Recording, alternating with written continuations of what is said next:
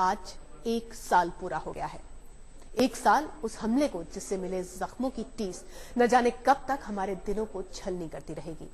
आज दिन है 1 साल पहले हुए उस नापाक हमले को याद करने का। वक्त है उन शहीदों को सलाम करने का जिन्होंने देश पर अपनी जान कुर्बान कर दी। एटीएस चीफ हेमंत करकरे के साथ अशोक कामते और विजय सालस्कर उन शहीदों में शामिल हैं जिन्होंने शुरुआती घंटों में ही खुद को कुर्बान कर दिया ताकि उनका शहर बचा रहे।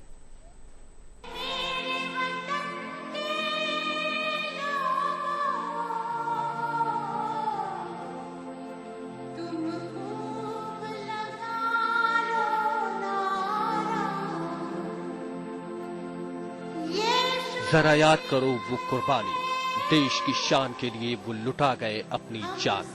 जरा याद करो वो कुर्बानी।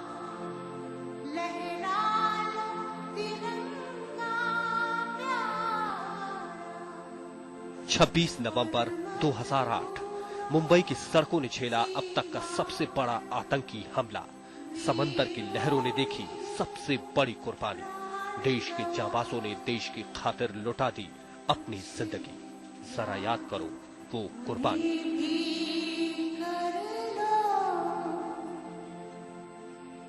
कुछ याद भी कर लो,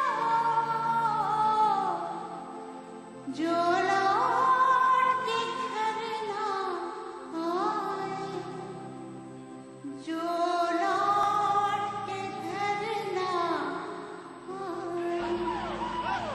रात के 11:25 हुए थे। आतंकवादियों के खात्मे के लिए आतंकवाद निरोधी दस्ते के प्रमुख हेमंत करकरे पुलिस बल के साथ कामा अस्पताल पहुंच चुके थे।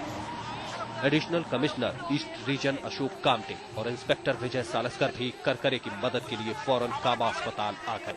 3 जाबाज और तीनों के सिर पर जुनून देश को उन नापाक मंसूबे वालों से आजाद कराने का। अस्पताल घेरने की तैयारी हो गई थी। अस्पताल के बाहर थी जाबाजों की टीम और अंदर थे वो आतंकवादी। गोलियां तनातन चल रही थी, लेकिन बेखौफ जाबाजों को जिंदगी की परवाह नहीं थी। वो लड़ रहे थे और सिर्फ लड़ रहे थे। जरा याद करो वो कुर्बानी।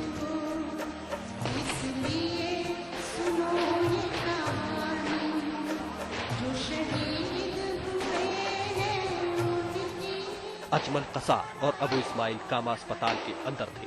बाहर जब पुलिस वालों की बड़ी टीम पहुंच गई तो दोनों बौखला गए। रात का अंधेरा और अपने अनजान शहरों का फायदा लेकर ये दोनों वहां एक गली में घुस गए। वो गली जो अस्पताल के पिछले गेट के पास जाती थी। संयोग देखिए, दोनों आतंकवादी गली से पिछले गेट की तरफ आ रहे थे और सामने खड़ी थी पुलिस की गाड़ी। आतंकवादियों ने ना कुछ सोचा और ना कुछ समझा, बस फायर शुरू कर दिया।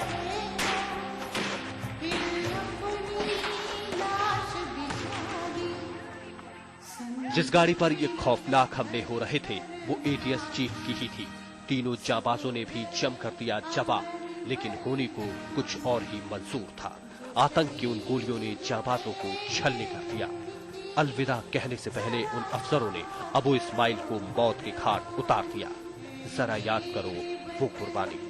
2 सीनियर आईपीएस अफसर और 1 एनकाउंटर स्पेशलिस्ट शहीद हो गए।